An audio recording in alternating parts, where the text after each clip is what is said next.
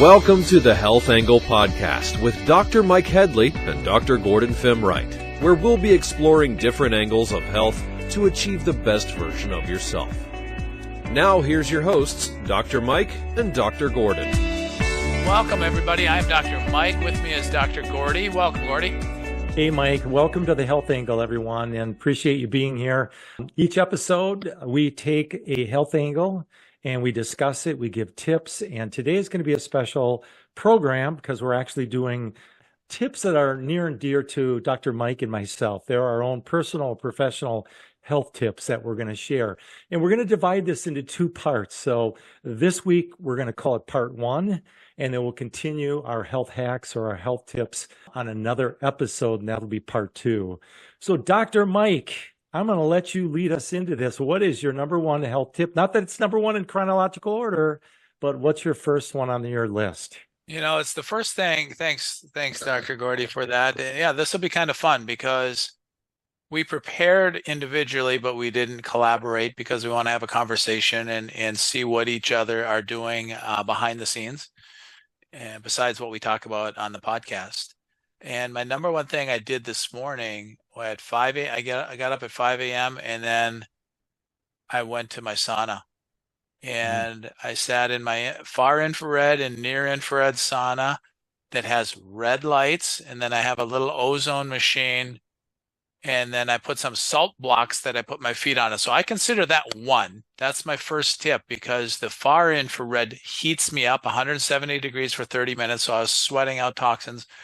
The near infrared really helps my joints. I have some hip issues from a broken hip 22 years ago. And so it really makes my joints feel good. The ozone machine in there creates oxygen and uptake of oxygen. And then I just like the Himalayan salt blocks to put my feet on. So absolutely number one favorite thing. I don't want to live without my sauna. What's your number one? I hear so many good benefits to that, Mike, too. The detoxing effects is good for the skin. Yeah, a lot of good benefits to that. That's brilliant. So what I put for my number one or my first one is something that I do just about every day, and that's lifting weights. It doesn't mean that you're going 120%, but doing some degree of lifting weights. And that could include weight resistance as well. Every 10 years after the age of 30, you actually lose 7% of muscle body mass. And by the age 60, it even goes faster. So what we have to do is we have to do some type of lifting weights or weight training exercise to mitigate that from happening. And not only that, but weightlifting, the more lean muscle mass you have on your body, the more muscle that you can develop through all the different systems, the faster your metabolism, regardless of whether you're a male or female or you're young or old. Lifting weights is it. The more lean muscle mass developed through lifting weights or weight resistance, you feel younger, you look better, your metabolism is high, your body physiologically just operates more effectively and efficiently. And not only that, but it prevents osteoporosis and brittle bone disease as well. So not only that, but you get better sleep. It's good for the heart. Confidence improves, your outlet improves. Also, your mood, it decreases depression, builds brain health, it burns calories, increases longevity, improves hormone productivity, and improves posture. So that is number one for me. Dr. Mike, what's number two? I love it. The consistency, too, is so critical that you've been good ever since I've known you, and I'm sure before that as well. So roughly 30 years. And number two, I did after my sauna is I went in my garage, and I live up northern Minnesota. It's supposed to be 70s all week, but it gets still 40s in the morning and cool. So I jumped in my cold tub up to my shoulders and for about 5 minutes. And it was easy to do after a hot sauna. And so I do that cryotherapy to help inflammation, the contrast of the heat and the cold. It really, really helps inflammation of my joints and my body. I believe it helps circulation and metabolism. So number two, cold plunging. Oh, that's brilliant, Dr. Mike. So number two for me is drink water that's filtered. Don't drink tap water. It contains contaminant and toxins. It is not good.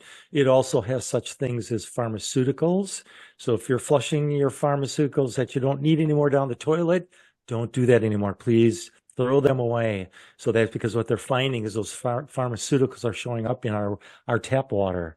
You can also rid that through urination, pharmaceuticals, that is, drugs, through our urination, and that also can end up in our tap water.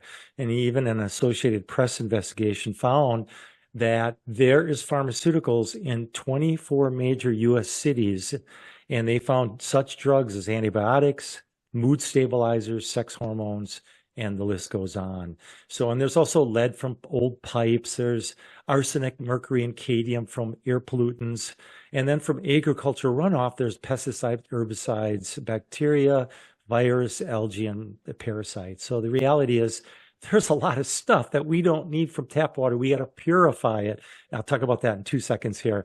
Frontier of Chemistry did samples from 259 different plastic bottles worldwide and found microplastics in 93% of them.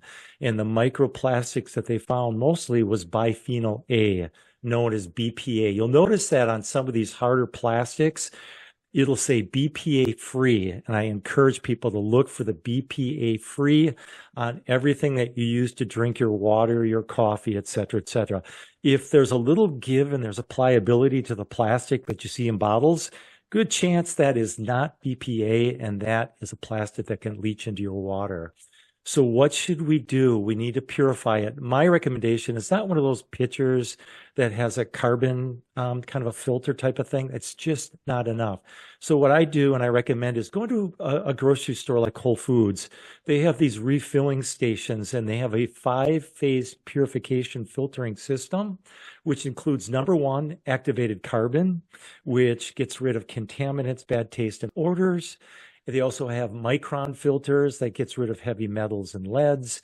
Reverse osmosis, it removes even more heavy metals, fluoride, chlorine, and arsenic. And they also have post-carbon filters to continue the purification process. Then ultimately, ultraviolet light. It removes more bacteria, virus, and other contaminants. And that's automatically does that when you refill these. So I encourage people to drink water, not out of the tap, but purify. It doesn't mean that you can't have good water that has electrolyte mix or some electrolytes added to it. That's okay, but it needs to be filtered first. And it doesn't mean that the water can't be alkaline. That's good too, but purification is just that, getting rid of all these impurities. So Dr. Mike, that's my number 2. Great information, Dr. Gordy. I read this week that the average person in the United States accumulates the amount of plastic the size of a credit card every year. Wow. And if you're really a stickler, so that's average. So if you don't get as much as that, what if people are getting 3, 4, 5, 6 credit cards worth of plastic accumulating in their body? Mm-hmm. And as we both discussed, that's one of the toxins to our gut microbiome. It really kills the good bacteria. So really, really important. And Dr. Mike, I want to add that people can actually, if you're listening to this, type in your city and state and put in water quality report. Your municipality should have a quality water report that you can see the quality of your water right there wherever you're living. So that is important. Yeah, very good. My third health hack is when I get to the office an hour before I start, about 7 o'clock, I start at 8, I lay on a high frequency pulsed electromagnetic frequency bed. And so I lay on this mat and I put one over the top of me. Pulsed electromagnetic frequency is the same frequency as you get when we're grounding and touching the earth, but it's high frequency. They've made a technology so it pulses through your system, so it goes from top to bottom, and it really has helped me get over a disc issue and my hip issue. So it helps inflammation, helps my circulation, helps charge my cells, and high frequency tables can stimulate stem cells as well.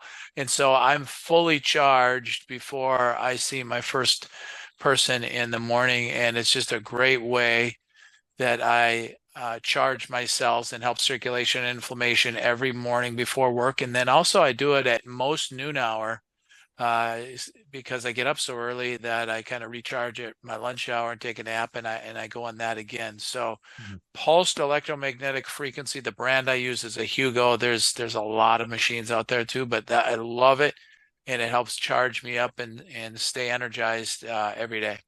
That's brilliant, Dr. Mike. So I like to spend time in coffee shops. Maybe not so much for the coffee. Sometimes I enjoy tea, but I enjoy there to unwind and do reading. And sometimes I'll bring my computer and do some work, office work. But the one thing that's really important when you go to coffee shops is those single-use paper coffee cups. They're lined with a thin plastic film called polyethylene lining or a polyethylene coating. So what that does is it also helps to keep the liquids hot, but it prevents that lining, prevents the cardboard. Usually it's a cardboard paper cup.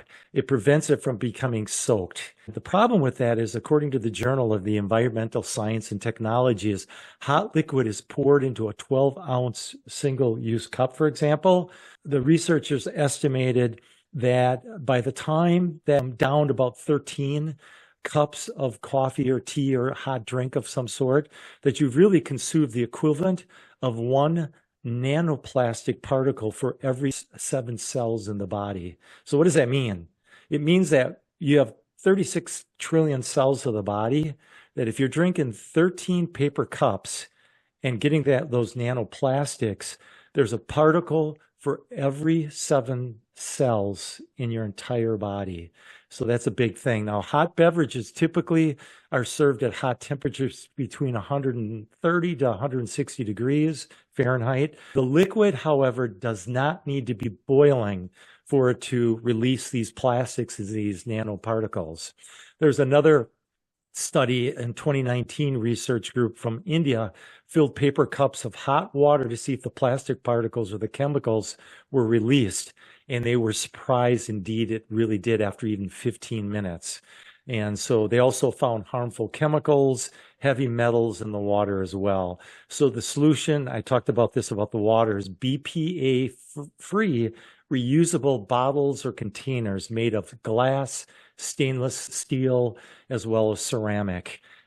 The other thing too is I found, that you get a discount by bringing your own container in. So if I bring my stainless steel coffee container and I want some tea, they'll give you a little discount typically. And there's a documentary about these plastics that we reference, Mike, and it's called We All Are Plastic People Now. So I would encourage people to check out that documentary. So that concludes my number 3. What is your next one, Mike?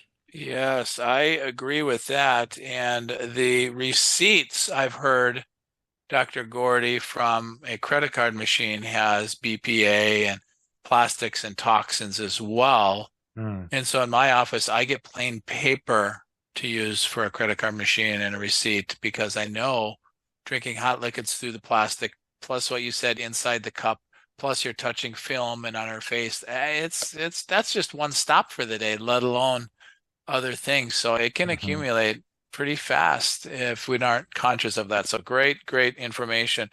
My fourth one was, while I was laying on the PEMF bed this morning at the office, meditation is my fourth health hack. And I did the AM Joe Dispenza meditation, and he has an AM and PM meditation that you can download or listen on your phone or computer. So I listen to the morning one every day, and it gets my mindset right for gratitude and what I want to focus on. And then in the evening, I can meditate at a PM meditation and really see if I manifested and if my day celebrated as much as I wanted to do. So that's what I'm doing right now. In the past, I've done 6-phase meditation. And also I really love a meditation called Bliss Brain. And then I do this probably once a week. I use something called a Muse headband, and it connects to the app on your phone. And when you're in the zone and your brain is in a meditative state, it you hear birds chirping. That's supposed to be very relaxing for most people. So it trains your brain to quiet down. And so I use that Muse headband. And then I do this mostly on weekends. I use a brain tap, and it connects to an iPod. And so that's using 5 different technologies: binaural beats and surround sound and infrared and light. So this is how I recharge on the weekends with my brain tap. So there's different forms of meditation that I highly, highly recommend. We touched this on one of our other podcasts too, on how it is massively influential with our cortisol levels and reducing our stress levels. So highly, highly recommend a meditation. There's one for everybody. There's not just one size fits all. Great information, Mike. Awesome. So my number 4 is drinking smoothies. I used to have breakfast and I just wasn't quite happy, and I wanted to switch it out. I thought there was a better solution for breakfast. And I've been doing smoothies for some time now, and I'm not going to get into the details of everything that's needed, but I'll just get some generic stuff that I put in the smoothie just to make it healthier. And this is usually my breakfast in the morning, and I totally enjoy it.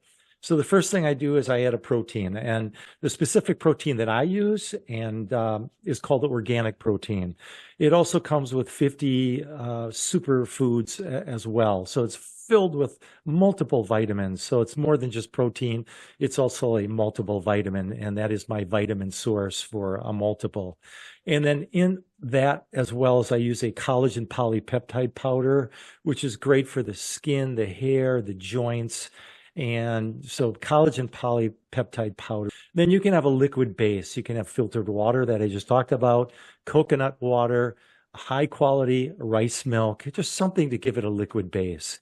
And then I add vegetables. I personally use frozen organic spinach or cauliflower, or both of them actually, spinach and cauliflower. Sometimes I'll add beets to it, celery as well. But some people prefer to just add a powder form, like a green vegetable mix.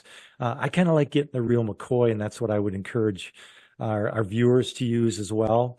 And then I'll add something a little bit sweet to that, as in organic and natural blueberries or bananas, just enough to just give it just a little bit of a taste. Now, if somebody's brand new to smoothies and they don't know what to do, they just put a protein in there, maybe collagen, put a liquid base, maybe just water for now, and then just add spinach and cauliflower and some berries. Done. And that's it.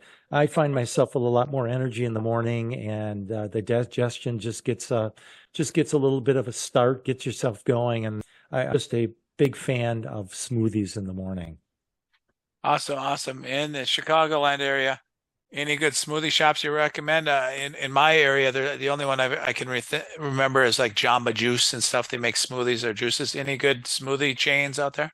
As far as like an organic, I mean, you'd have to go to like Whole Foods. Some of those have a section that will have healthier brands of smoothie. I usually make my own smoothie, so I really don't go out because I know exactly what's in it if I do it myself.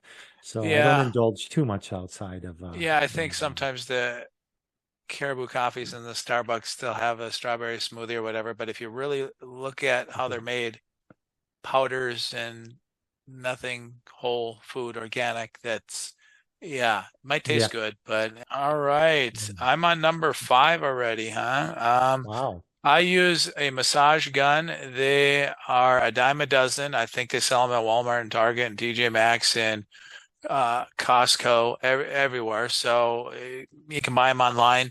I do something called RPR. It's called Reflex Position Reset. And so there's 12 points that I hit the reflexes on my body to make sure my muscles are firing. I learned this from a trainer. The University of Minnesota head trainer has all of the University of Minnesota athletic teams do this 2-minute drill before they go to practice, before they go to the weight room, before they start their day, because it only takes 2 minutes, and it engages the muscles, improves flexibility, makes the muscles stronger. And so then when they're warming up for volleyball or basketball or swimming or football, well, then they're going to be able to engage in their practice and their weightlifting And I just do it a lot of times at the end of the day, depending on what I'm feeling or what I did or whatever. I've been working on my wife too, because she works hard. I just been working on her a little bit. I check her spine chiropractically, but I work on her a lot. But I do RPR. If you're interested in that, you can just look up RPR online and see what that's all about. The 12 trigger points, 12 reflexes that you hit, that it really takes less than 2 minutes, and it really makes your body engage and fully relax, and just in a good addition to regular chiropractic care and regular workouts and lifting like Gordy does and all that stuff. So I really, really, really like RPR, and I use a massage gun to do that. That's great, Mike. Love it. So I have number 5 here. And by the way, we have 5 more health tips or health hacks to go, and we're going to do that on part 2. So I'm going to conclude with my 5th health hack for today, and that's nature walks, or solitude walks, as I like to call them. It just helps your mental health. It puts your life in perspective. You can reflect. It's a form of exercise, walking as well. I find it reduces stress, which reduces stress hormones associated with stress. So cortisol, for example. You get natural vitamin D from being outside in the sunlight. It increases your happiness and gives you a pleasant disposition. This weekend, we went to a botanical garden. It was just nice I live in the city, so anytime that I can get out in nature, it is so advantageous. So going to a botanical garden or arboretum or a forest preserve, for example, or even a park, give me a park. I just love the feeling and nature. And then if you're inspired, stop, meditate. If you don't know how to meditate, for example, I would recommend going to an internet search engine and just put guided meditation.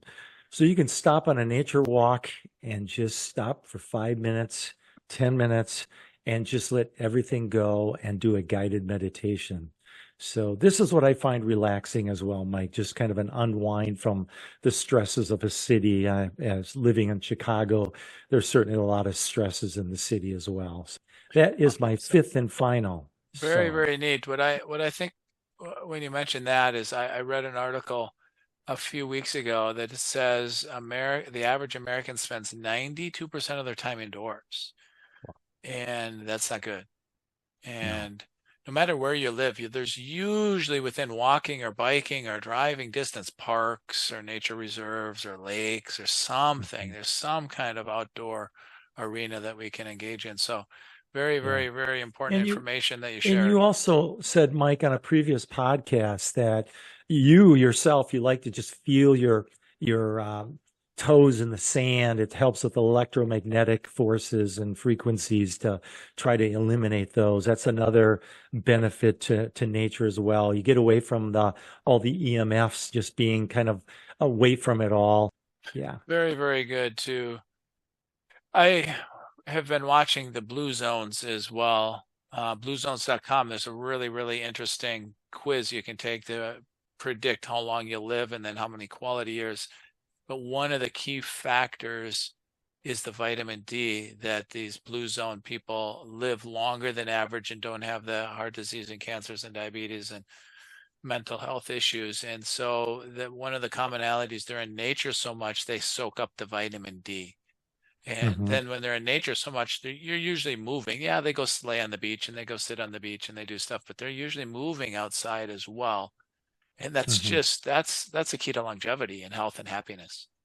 Yeah. And you hear these stories of these people able to get rid of cancers from building in their bodies by taking a leave of absence from work, escaping to some nature or something natural, beach area for a few months, and the next thing they know, they're cancer free. Their body just needs to basically reboot, and that's the best way to reboot. Well, I have a bonus one, since we have just a couple minutes left before we close.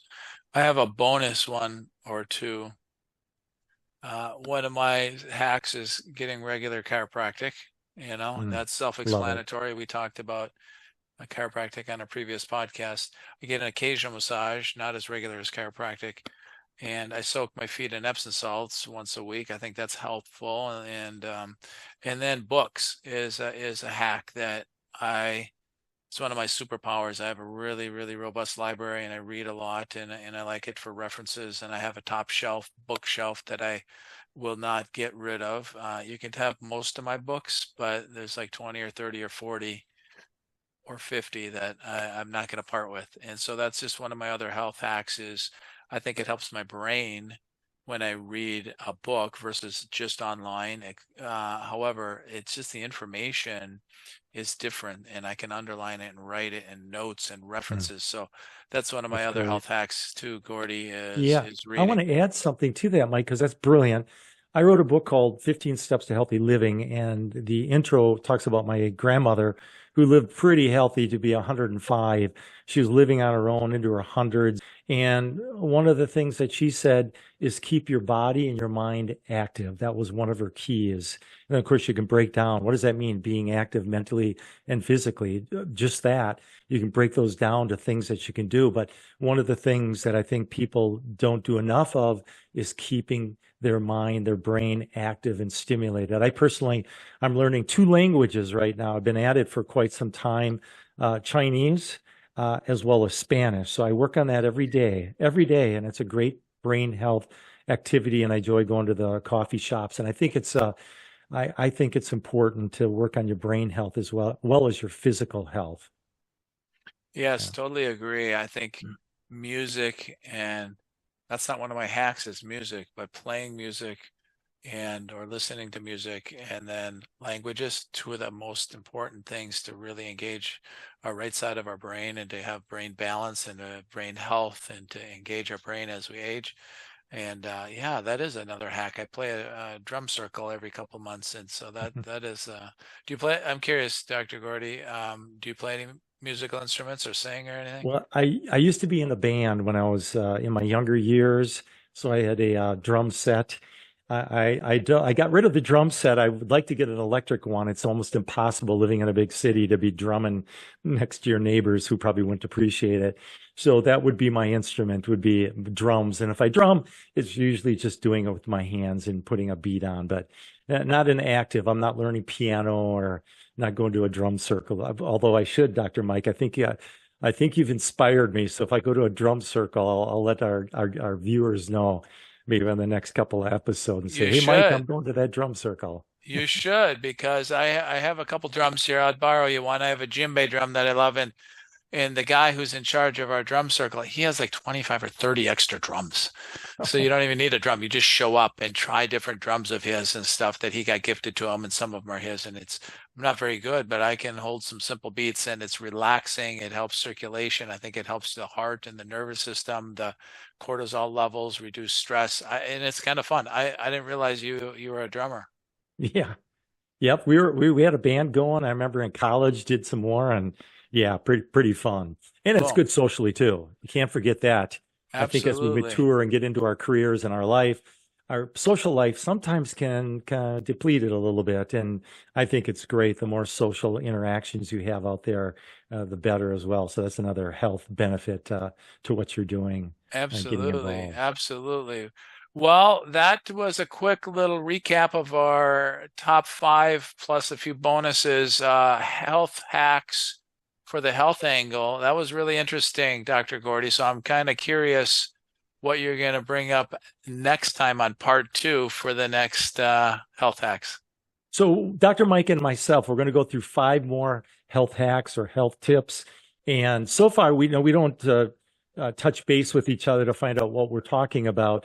So I'm surprised that there has been no overlap yet. So part 2, we'll go through the next 5. And Dr. Mike, we have a guest next week, don't we? Yes, absolutely. So my questions for you is, what's your number 1 takeaway that you can share with a family member about the health hacks that we talked about today? And then number 2 is, what's the number 1 action step that you can take today? Is there something that we talked about that you can research? Can you clean up your water? Can you start doing weights? Can you look at, PEMF, massage gun, RPR? What is the number 1 action step that we inspired you to look into more, be more consistent with. And if you want to share with that in the comments and some of the action steps you've taken in the past based on our podcast and suggestions, let us know. And our guest is Dr. Nathan Brown next week. He's going to be talking about health and healing and how he applies that in his practices. Well, we appreciate everybody for viewing this week. Please like, please subscribe, and we'll see you next week for the interview. Thank you for joining us on the Health Angle Podcast. Please subscribe to our channel and catch us for our next episode.